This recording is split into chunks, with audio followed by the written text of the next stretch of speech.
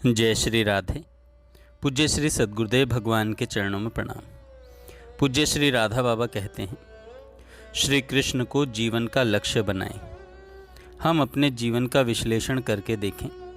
आज तक सुख पाने का सतत प्रयास जाने में अनजाने में हमने किया है, पर क्या हम सुखी हो गए? आजीवन सुख के लिए निरंतर प्रयत्न करते रहने पर भी, आजीवन सुख की चाह पोषित रखकर भी, आज वर्षों वर्षों तक सत्संग भजन करके भी हम सुखी नहीं हो सके हैं। ऐसा क्यों? सच्चे हृदय से अगर हम पूछेंगे तो हमको यह स्पष्ट दिखेगा कि श्री कृष्ण अभी हमारे लिए लक्ष्य बने ही नहीं।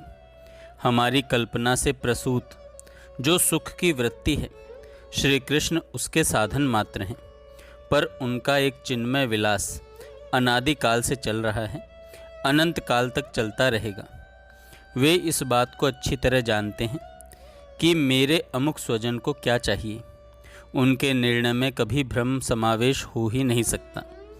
जैसे हम अपने बच्चों के लिए निर्णय कर लेते हैं और तुरंत ही उसकी इच्छित वस्तु उसे देने का संकल्प हमारे मन में जगता है और व्यवस्था भी करने का प्रयत्न करते हैं, क्योंकि हमारे मन में प्रभु के अनंत अपरिसीम निरावल प्यार का प्रतिबिंब ही आता है, जो बच्चों को प्यार देने के लिए उद्विग्न हो उठता है।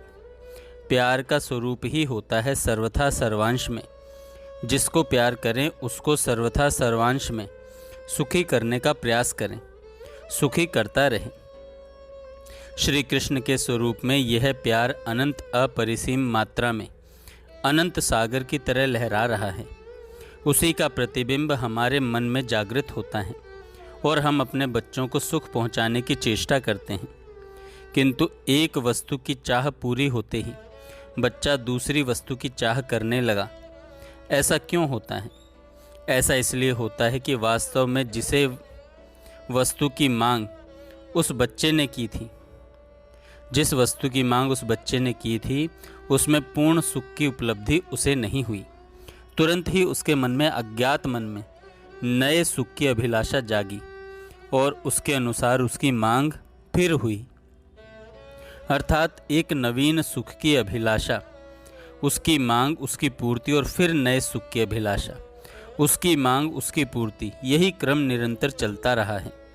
श्री कृष्ण के प्रति हमारा संबंध ठीक इसी प्रकार का बना हुआ है। सुख की अभिलाषा, मांग, फिर उनके द्वारा उसकी पूर्ति। श्री कृष्ण लक्ष्य ही नहीं बने अभी तक। श्री कृष्ण लक्ष्य ही नहीं बने अभी तक।